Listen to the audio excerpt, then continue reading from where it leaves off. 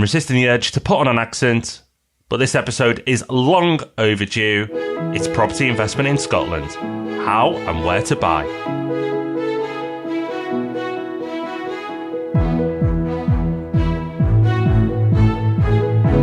Wise move there, Mr. B. Yes, hello and welcome. This is episode 210 of the Property Podcast. We're talking about property investment in Scotland at last. It's an investment location that's becoming on more people's radars recently, and there's some important differences in how the system works. So you'll need to know about that. You'll need to know where you might want to be looking to buy. We're going to be talking about all of that in this episode, and we've got an exciting little announcement for our Scottish listeners at the end as well. Oh, we certainly have. You're going to be excited about this one. Yeah, long overdue this one, Rob. We've done an Ask Rob and Rob on Scotland, but after it we felt, no, that's not enough. We need to go further. So that's why this episode's here. And similar, the budget seems to have gone on further. When we thought it was all done and dusted, they seem that it wasn't, and they've changed their minds. And that's what we're focusing on in this week's news story. Yeah, it's funny. There wasn't really much in the budget, and then the big thing that was in there now isn't. So this is the changes to national insurance that were going to happen. Everyone got very annoyed because it seemed like they were going back on what they were said. So instead of going back on what they said they were going to do first, they went back on going back on what they said they were going to go back on, and now they're not doing it. Is that right? I'll say yes. So national insurance is staying where it is. That's it, really. I was hoping that they might go back on the changes to the dividend-free tax allowance ban, which has gone from 5,000 to 2,000, because that's the bit that annoyed me, the fact that they only brought it in a year ago, and now they're saying, oh, well, this isn't fair, so we're taking it away. Well, he shouldn't have brought it in then. But understandably, there's less popular appeal for that, so it's not happening. But anyway, that's the budget, even less in it now than before, which we're not going to complain about because we'd be probably quite happy with a similarly nothingy budget when we get our second one later in the year. It's like they didn't think it through, Rob, which is bizarre, really. That can't be the case, but it does look like that. Politicians better watch out because they're going to start getting a bad reputation soon. Well, and we didn't want to get a bad reputation in Scotland. So this long overdue podcast is here. But this isn't just for people in Scotland, because as Rob rightly said at the top of the show, Scotland has a lot of interesting things happening to it. And that's not just independence, which I'm sure we'll touch on, or the potential of independence. But the market itself is a really interesting place. Not just the areas to buy, but obviously the differences in how to buy. So that's what we're going to look at this week. Yeah, we will come to the where, because there are lots of interesting locations, all with their own characteristics that you might not be aware of, but might be worth a look if you are from south of the border.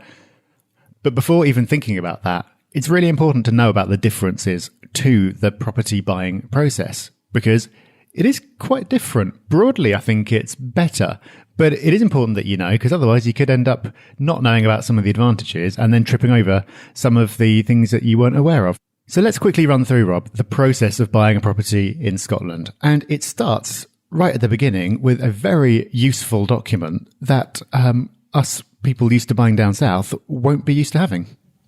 No, but we are envious because it is a brilliant tool and one that we think should be brought out here in England. But here we go. It's the Home Report. So what is a Home Report?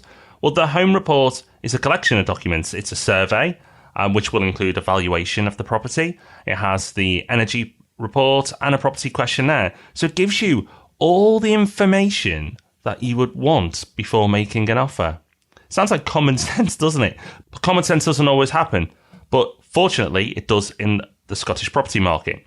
In Scotland, it's usual for the buyer to find out as much as possible about the property beforehand, so they're in the position to make an unconditional offer. And that's the great thing. People aren't putting offers in and then waiting to see what information they get and then may have to change their offer or pull out. It gives both parties a lot more confidence because the person who's putting the offer in, they know exactly what they're getting into. There's no surprises. They just go forward with all the information and put an unconditional offer in. And for the person who's selling, that's great because they know there's not going to be any last minute excuses. Oh, I didn't know that, so now my offer goes down. That's not going to happen. So a great system, one that we'd love to see here in England. We talked about the reasons why it probably won't happen. And yes, politics, again, has a lot to do with that. But in Scotland, it does happen. It is very good. It's a big positive, big tick in the box for the Scottish property market and removes a lot of that uncertainty.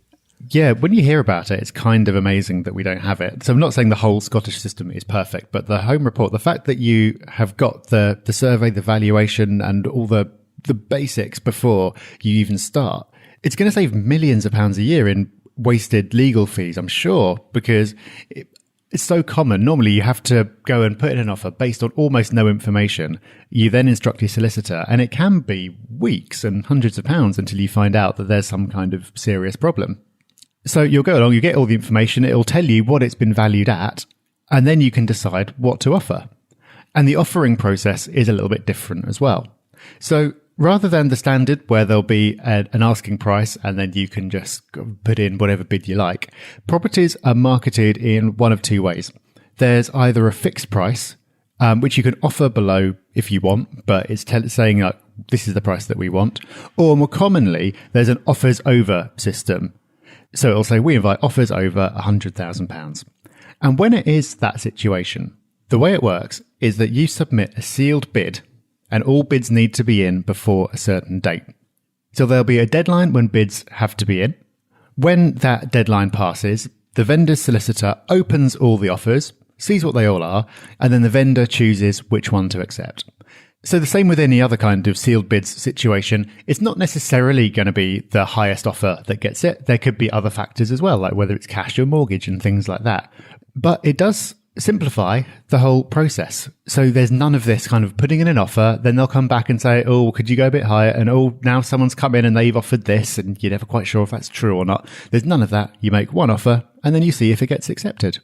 So this simplifies things. It also has an effect on the market, especially in hot markets. So we'll see this when we come to talk about Edinburgh later, because when it's a really hot market, understandably, if everyone wants a particular property and they know that they've only got one shot at securing it, they only get one offer, there's going to be a tendency for you to put in a high offer if you really want the property to make sure you get it. So it can contribute and stoke up prices in a hot market. It's the same as if you remember London or indeed most of the country before the crash, you routinely had sealed bids and that was really stoking things up. Estate agents do it that way on purpose. And in Scotland, it's like that all the time. So it can have a kind of inflationary effect on prices when the market's hot, but most of the time, it just really simplifies things. And to simplify things even further, the role of estate agents is minimised. Yes, it is. Your offer that you put in isn't via an estate agent, but it's actually made by your solicitor directly to the vendor's solicitor. Now, removing estate agents from the process might seem appealing to many, and I can understand why. But solicitors don't always deliver the service you want either. So I'm not sure if this is a particularly better move, but it's certainly different. I can see advantages to both. Understandably, I like to be making the offers and getting involved as much as I can personally. And I actually try not to deal with the estate agents at all. And I often don't because I'm dealing directly with vendor, which I much, much, much prefer because it's direct negotiation. But here in Scotland, it's solicitor to solicitor. You can make your offer, when you make the offer, subject to an additional survey, if you want to get your own survey done, rather than just rely on the home report. But obviously, to the vendor, the seller, this is going to be a lot less attractive. So not a major difference, but one to note. So your solicitor makes that offer. The bids get opened. If yours gets accepted, then you go through the legal process. So when it's accepted, the vendor solicitor will issue a qualified acceptance, is what they call it.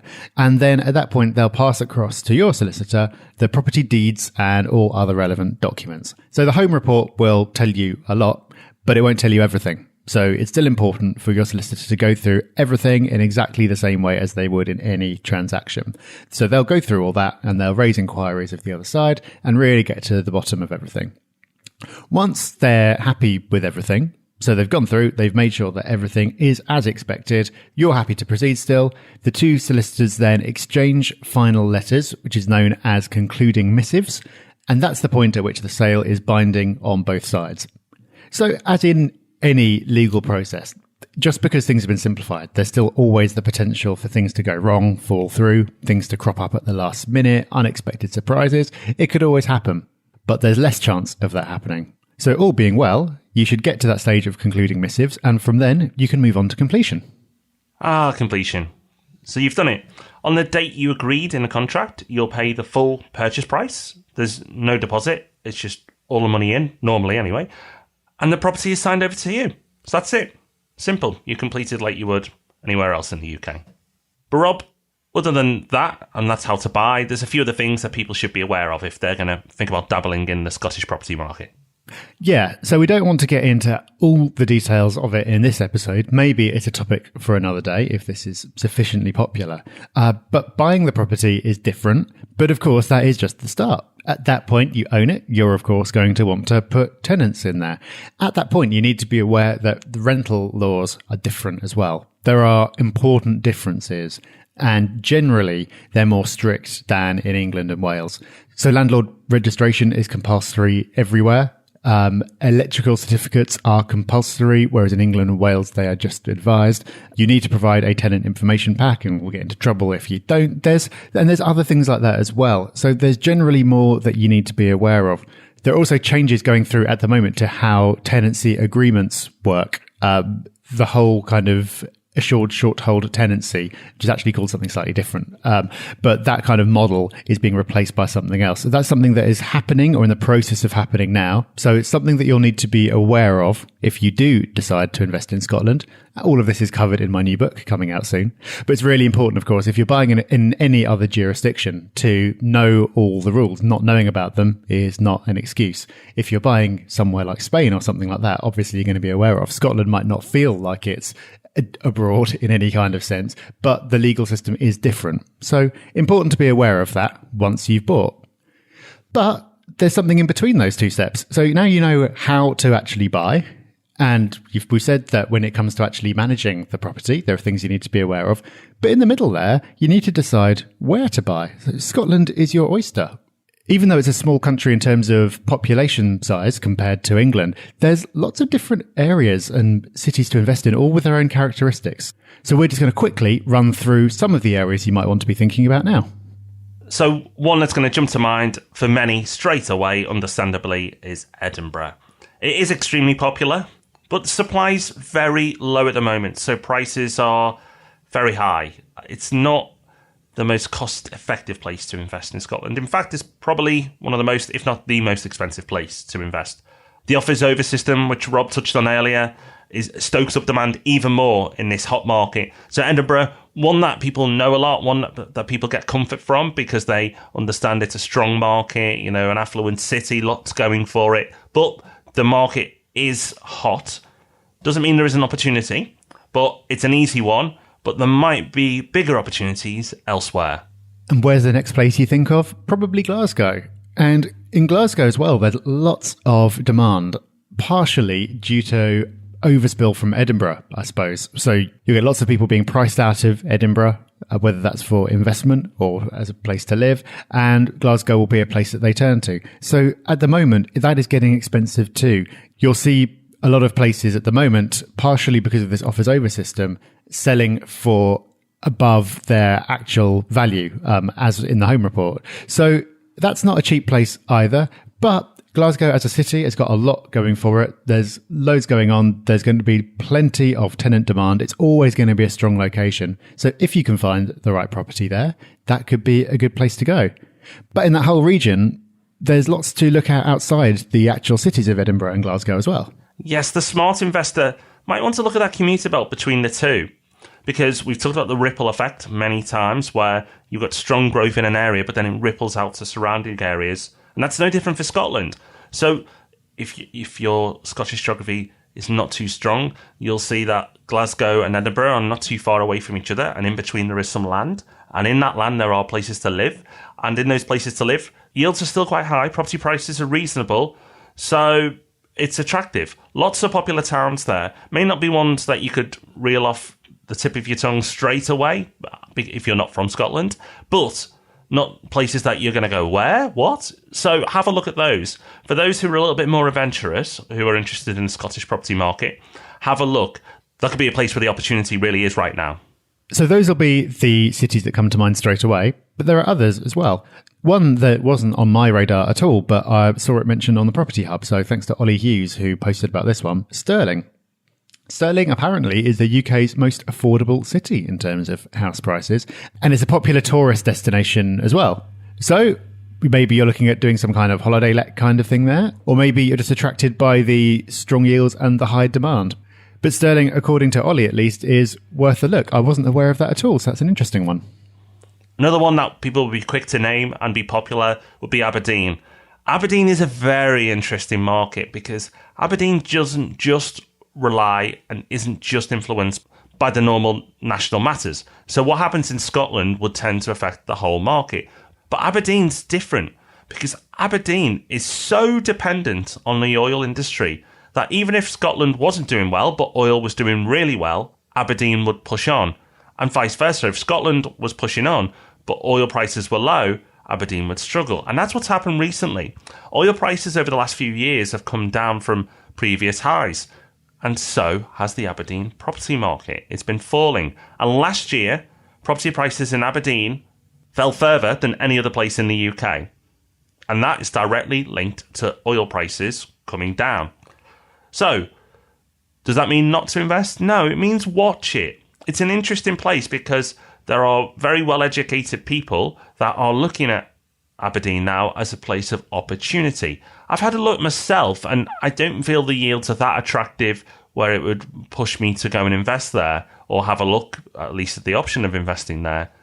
But if they fall further, then it could get my attention again. But right now, not for me. But in the future, who knows? But it's certainly better value than it was a couple of years ago. So a really, really interesting market just to watch from an economics point of view. Want to invest in? You have to be a little bit more brave because it's a bit more volatile up and down, but definitely one to keep an eye on. Yeah, it certainly is. And if none of those take your fancy, there's plenty of other locations as well. So to name just one, the West Coast is a whole region that we haven't really touched on. In Ayrshire, again, it's a place where you get very high yields and demand is strong.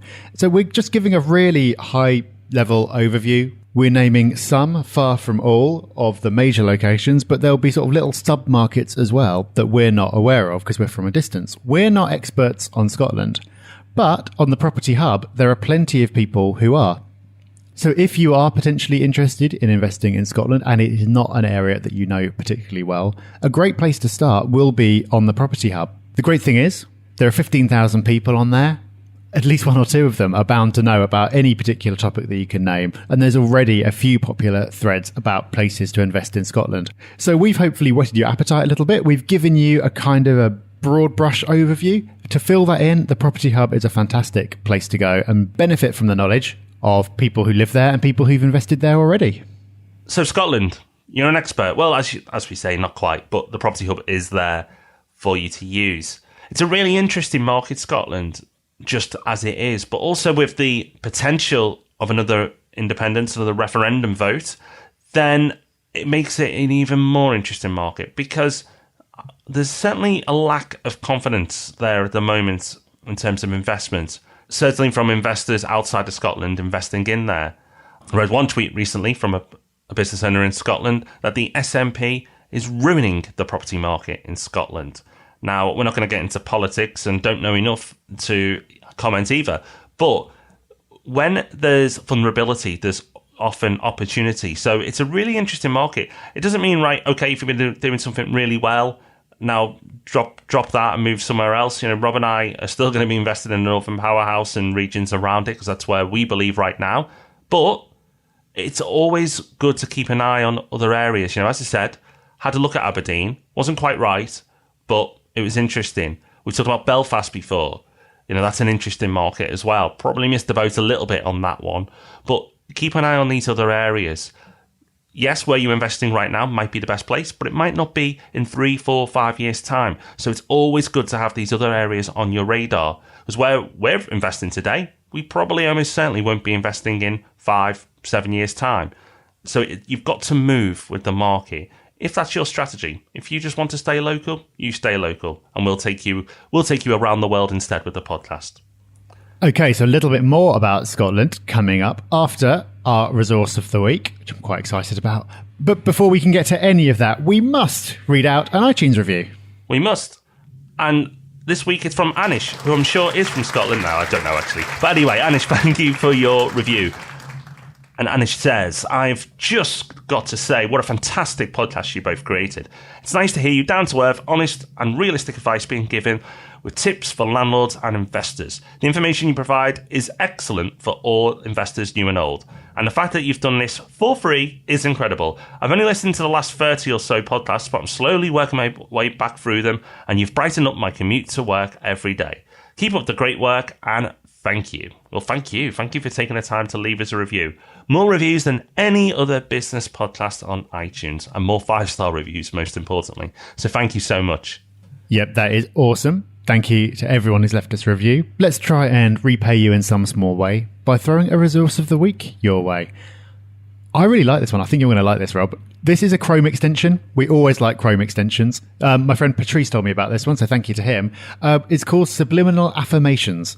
So you're probably familiar with the idea of affirmations. So it's like repeating something like, I am awesome, over and over again until you believe it and it starts to manifest in your life in some way.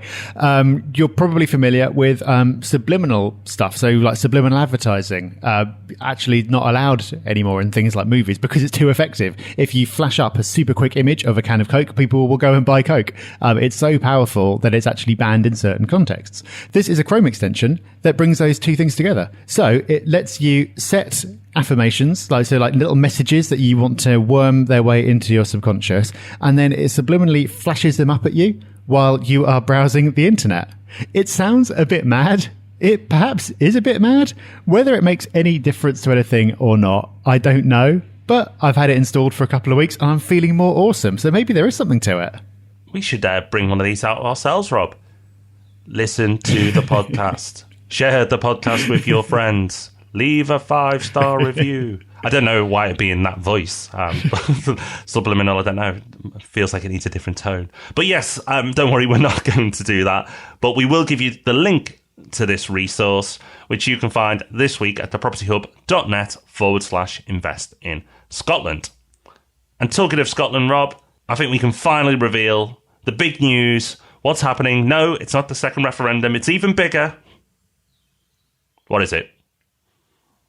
I feel a bit embarrassed now you've talked it up so much. No, the news is that we are having a reboot of our Edinburgh meetup. So on the first Thursday of every month, we have meetups all across the UK and beyond. Scotland is no different. We're having a reboot of our Edinburgh meetup, and I'm going to be going to the very first one. So there you go. I've got so excited during the course of this episode that I've decided I've got to go there and see it for myself.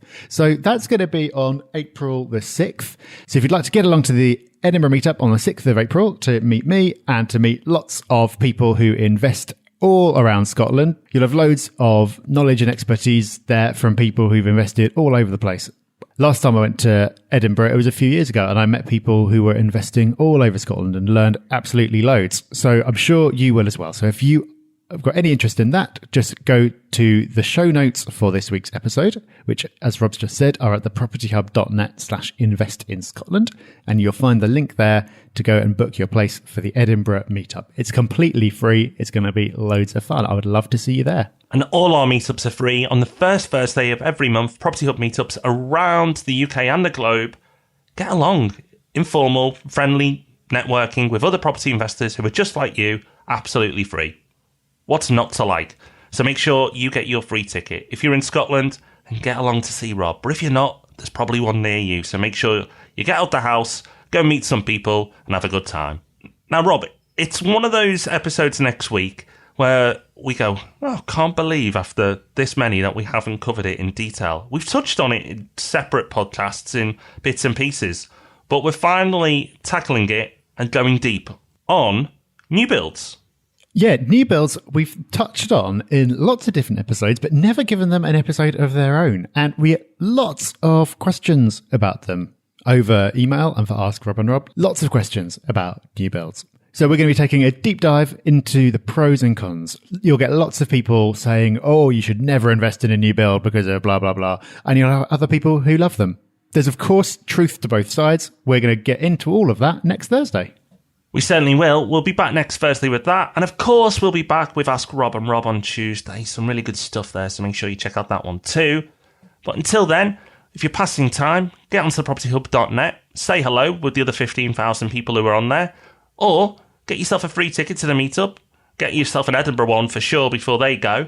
And I think that's enough to keep you busy until next Tuesday when we'll be back. So until then, bye-bye. Bye-bye. Thanks for listening to The Property Podcast. For show notes, all our past episodes, and to leave a review, go to thepropertyhub.net/podcast.